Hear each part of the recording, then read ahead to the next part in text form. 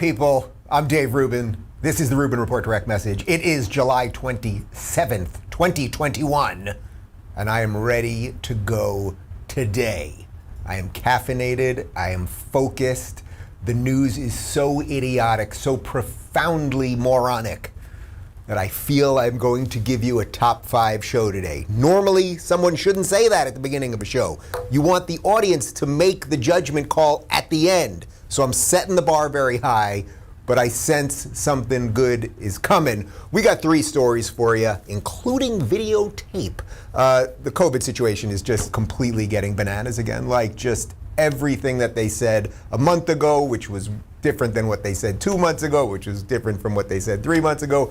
It all seems to be just ushering right back in. Now the CDC wants masks again. We're hearing that people that have the vaccine are getting COVID again. The White House is showing us statistics where they don't give us any ages or actual amounts of people. They just tell us percent increases in death, except, as I said to Ben Shapiro in our interview that just went up this morning, if you have 1 person with COVID and then you have 2, that's 100% increase. So it sounds like a lot, but might not be that many. We'll get into that in just a sec. So there's a ton of COVID stuff right up front. Then you guys know and love Chicago Mayor Lori Lightfoot.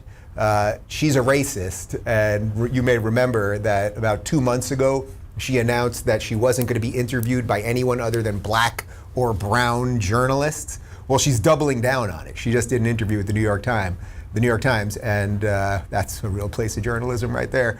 And yeah, she's doubling down. Black or brown journalists, that's it, in the name of tolerance. And then finally, we are going to show you, I think this is, like, if you clip one thing that we do this week and you share it with people, I think this is going to be it.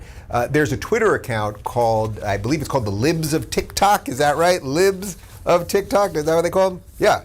Libs of TikTok. At Libs of TikTok on the Twitter.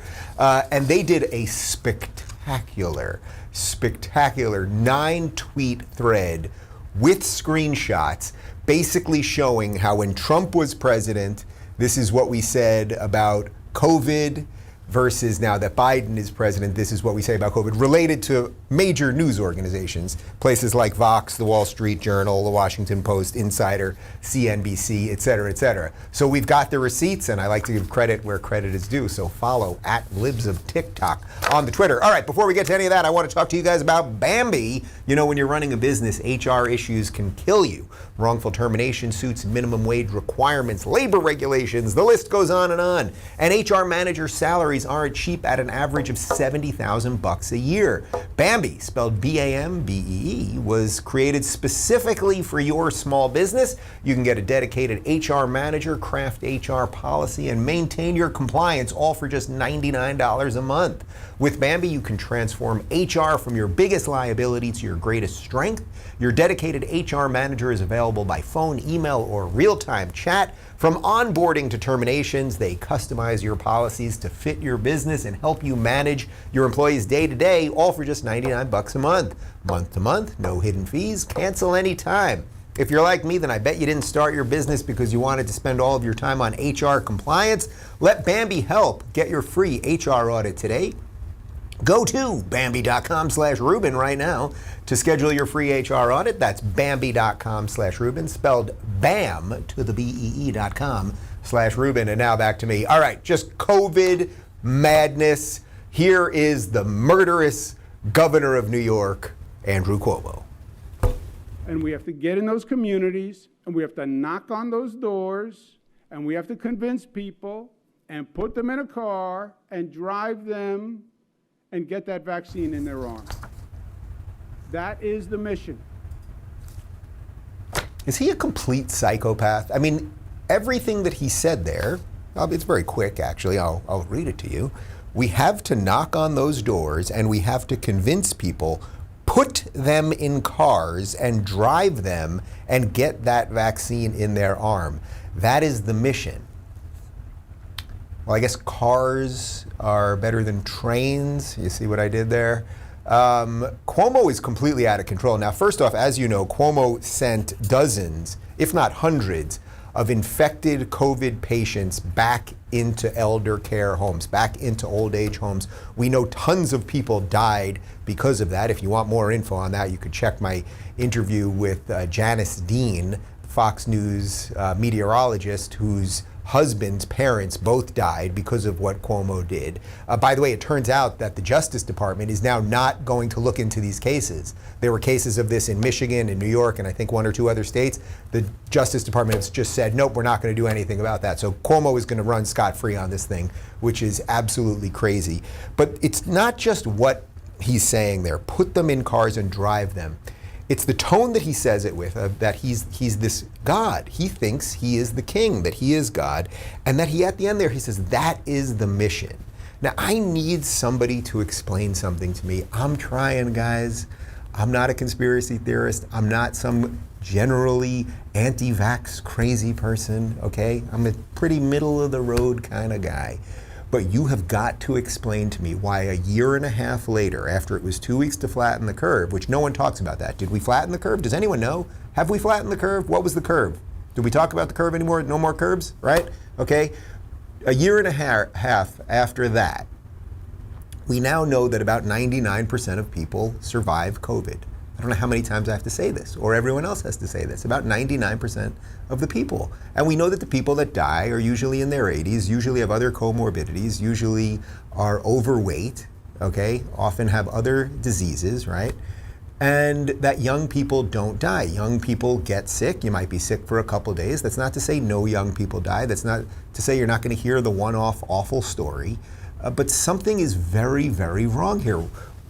None of us were told, say, a year ago, not even a year and a half ago, a year ago, hey guys, we're never going to get back to normal unless everyone gets vaccinated by this thing. People get sick in life. There is a sickness going throughout society that is much more dangerous than COVID, which is the sickness that we can somehow wipe out risk.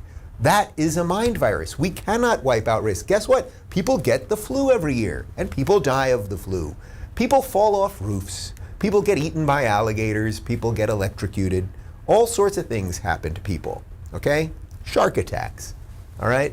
A piano falling off the roof of a building, crushing someone. These are things that happen.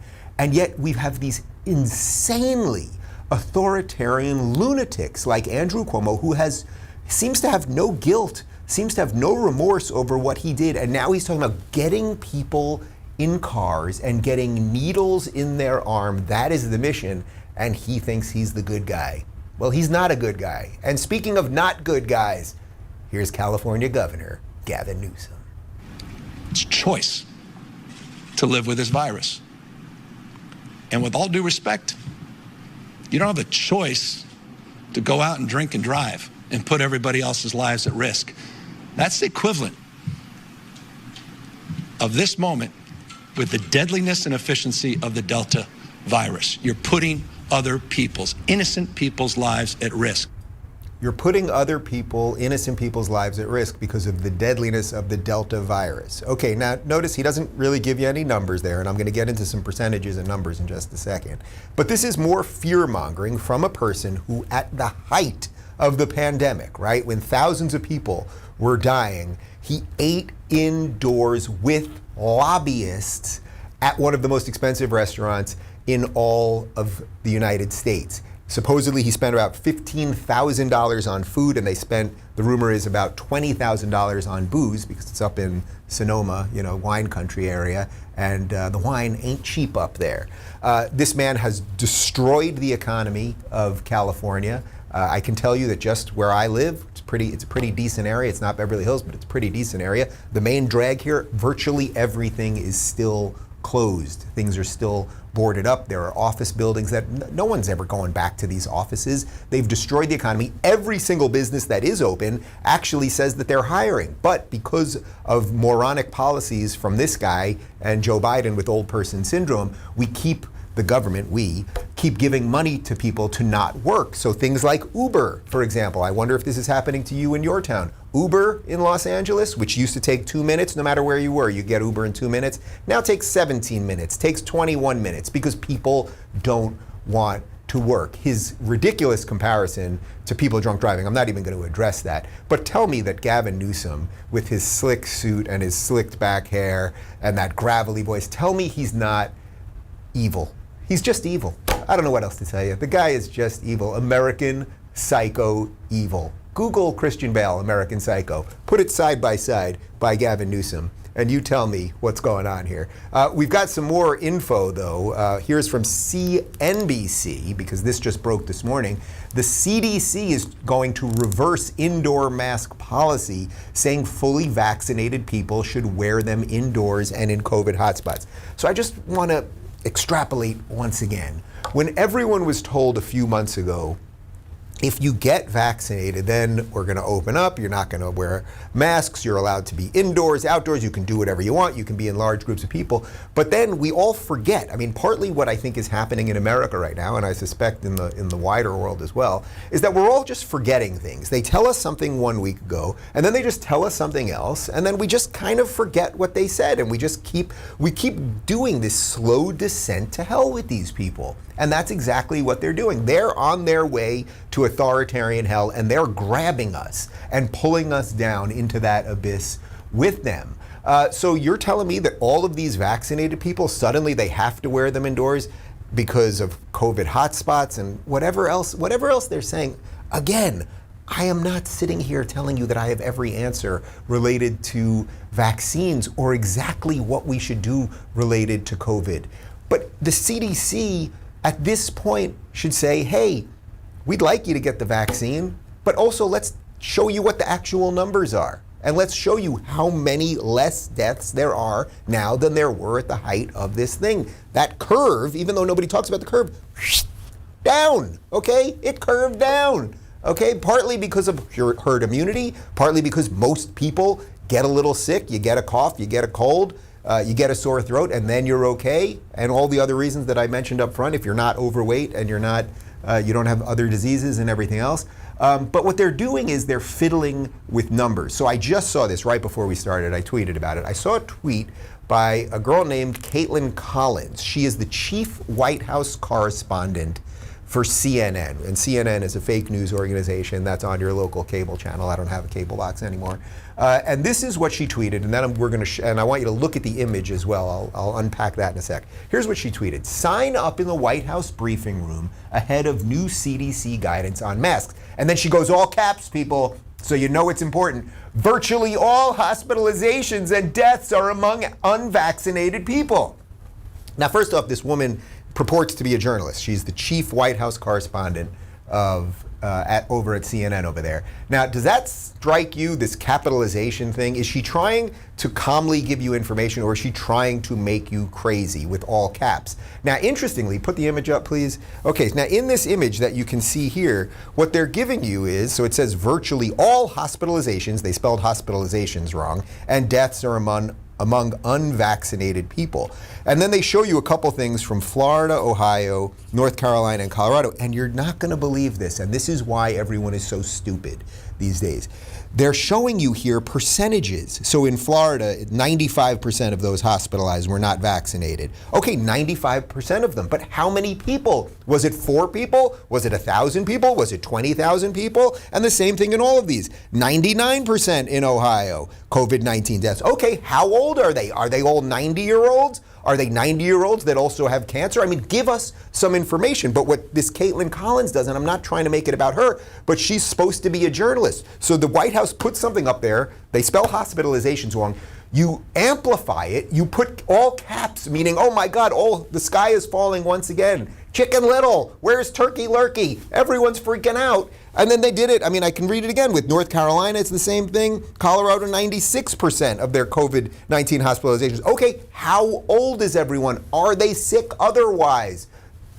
Were they hit by cars on the way in and happened to have COVID? Like, nobody is, I'm not a data scientist, but nobody is analyzing anything remotely honestly, and they are trying to make us crazy. And by the way, guys, they are never, ever going to stop.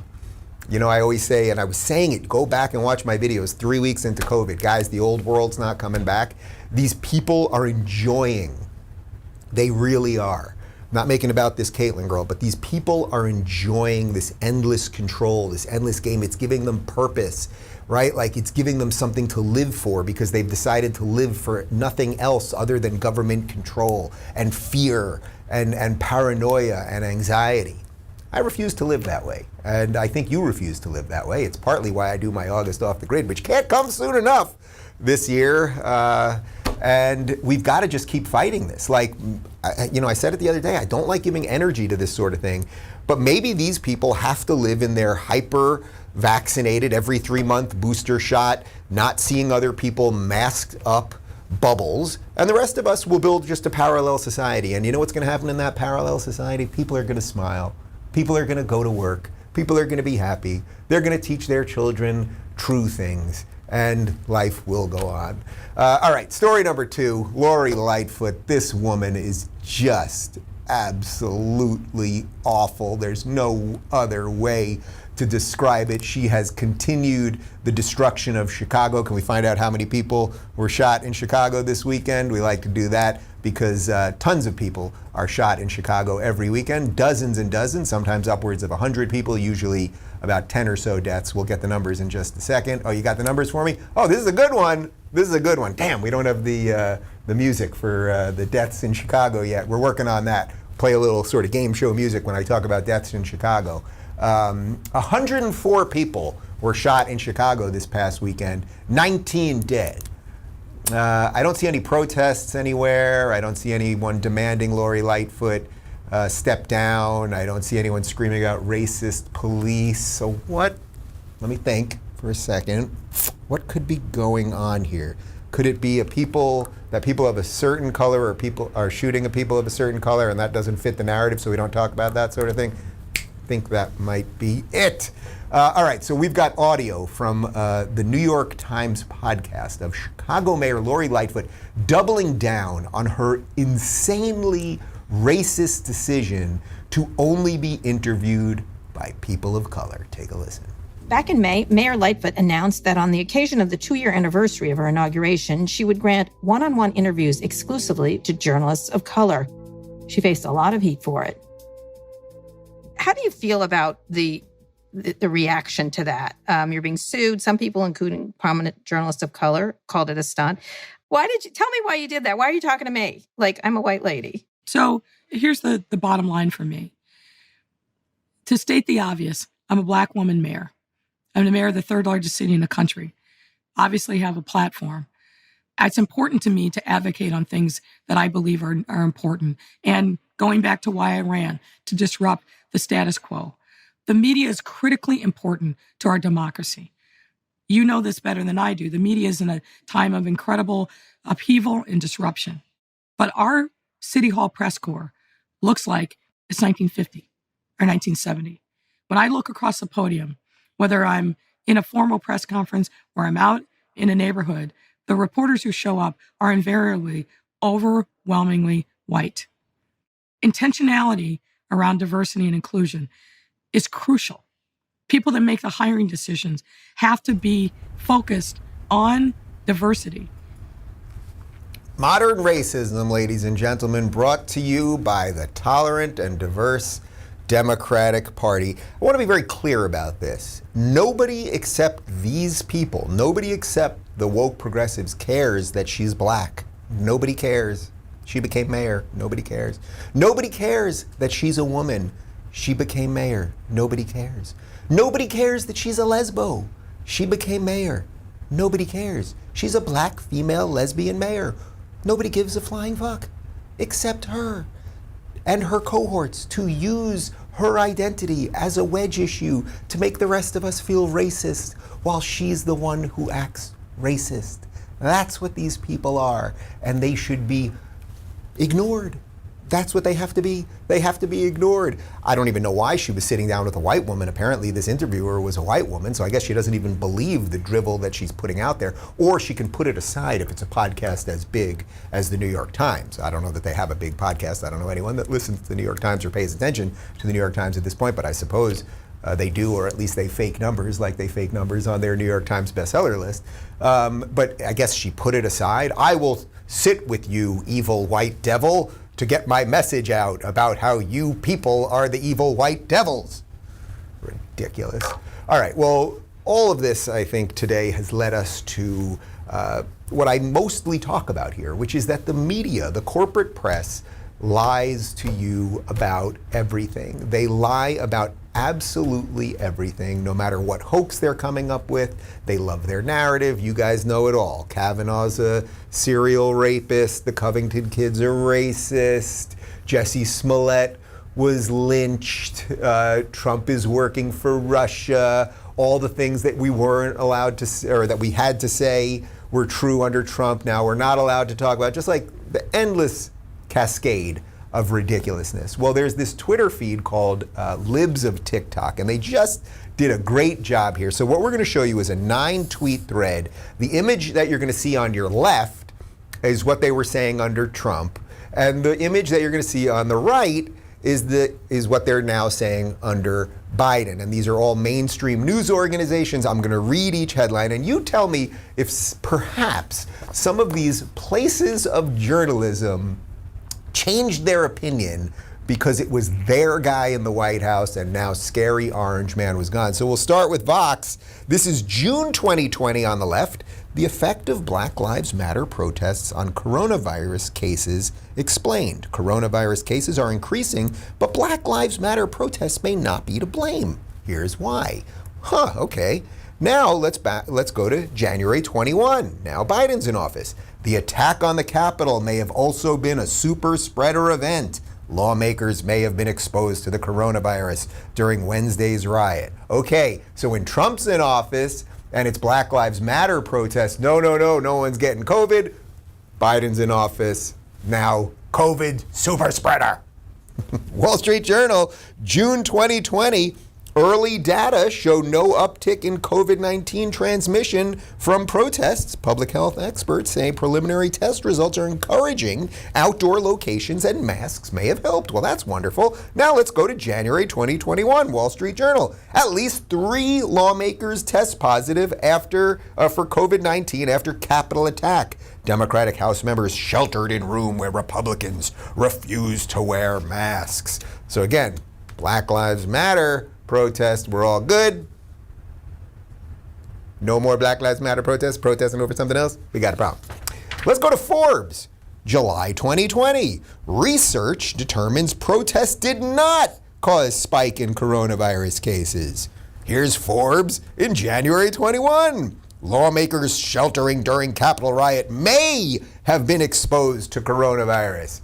Guys, are you getting what's going on here yet? Are you picking up what I'm dropping? Okay, this is some fine work, Libs at TikTok. Very proud of you. Here's CNN, which is a fiction news network. June 2020. Black Lives Matter protests have not led to a spike in coronavirus cases, research says. January 2021. CNN. 38 Capitol police officers test positive for COVID-19 after Capitol riot. My God, COVID knows your political leanings and infects you accordingly. It's incredible.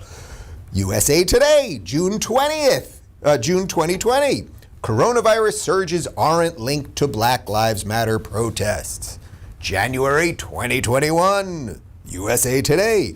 Wednesday's storming of the U.S. Capitol will likely be a surge event for the coronavirus, said Dr. Robert Redfield, director of the Centers for Disease Control and Prevention. He told McClatchy in an interview that he's worried because thousands of people did not wear masks and have since left Washington for various parts of the country. Well, Robert Redfield, if you're watching this, I would love to know, did you say the same thing when it was Black Lives Matter protests? Or didn't you? Because people getting together in big groups, regardless of their political affiliation, you'd think the virus would spread the same way. I'm not a scientician or a mathematician, just a guy, you know? New York Times, July 2020. Did Floyd protests lead to a virus surge? Here's what we know.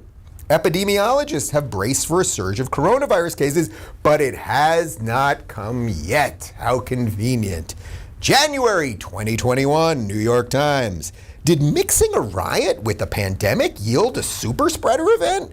Members of a mob, many unmasked, roam the halls of the Capitol. Unmasked Republicans jammed into secure rooms. The outcome is worrisome to many members of Congress. Insider, I believe this used to be Business Insider, January 2020. Don't blame Black Lives Matter protests for spike in coronavirus cases across the U.S. January 2021, Business Insider. The Capitol insurrection seems to have caused a super spreader event among lawmakers. Some Republicans refuse to mask up. My head is going to explode. The Washington Post, June 2020. Protests probably didn't lead to coronavirus spikes, but it's hard to know for sure. January 2021. Storming of the Capitol was textbook potential coronavirus super spreader, experts say. And finally, no, sorry, not finally, we got three more. CNBC, June 2020. House GOP leader suggests without evidence that protests are driving up coronavirus cases.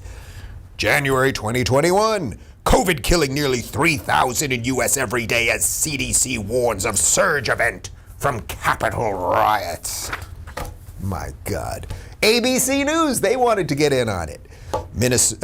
June 2020. Minnesota sees no rise in COVID cases tied to protests. Health official. Spectacular.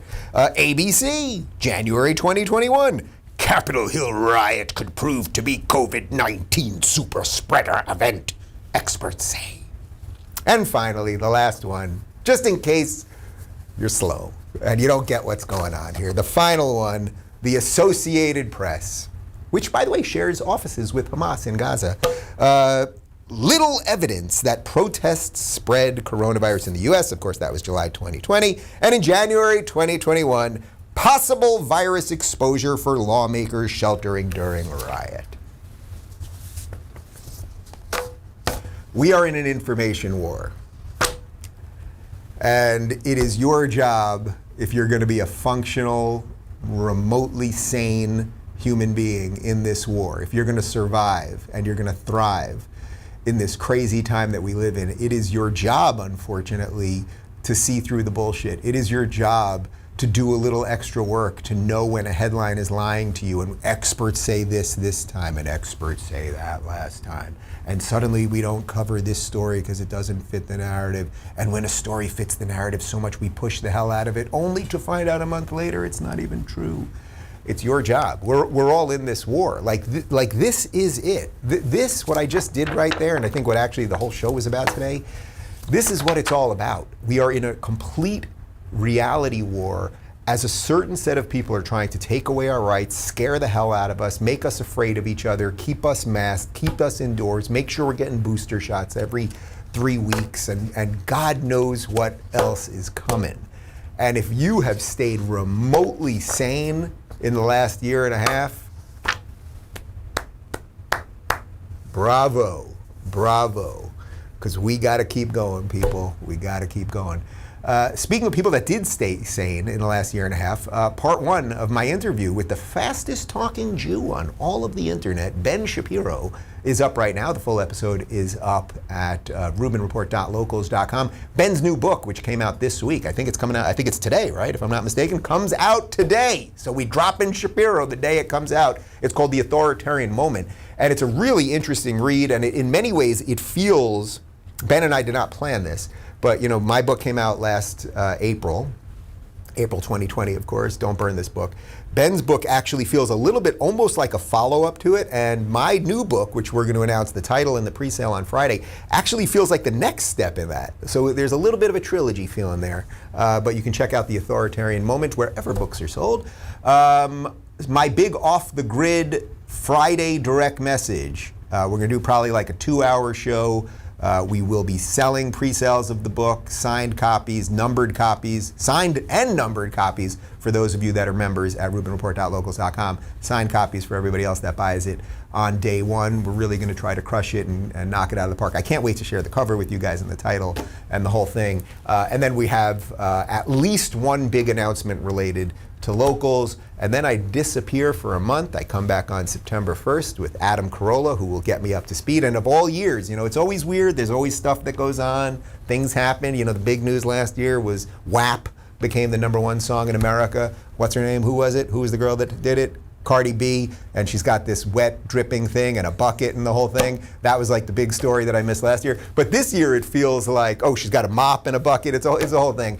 But this year it feels like literally anything could happen. Like Biden's eyeball could just explode in the middle of a speech, and Kamala could be president. China could just completely take over. Like what could I possibly come back to on September 1st that would shock me? Like there's almost nothing at this point because everything is so bananas. Like we're gonna half the population's wrapping their head in saran wrap. Like possible. Anything's possible. Anything's possible. Listen, guys, I don't think I overpromised at the beginning of the show. I feel this one was solid, focused. We gave you what you came for. You didn't even have to pay a dime. What a world. What a world. All right. If you want to play along with me throughout the day, RubinReport.locals.com, and I'll see you tomorrow.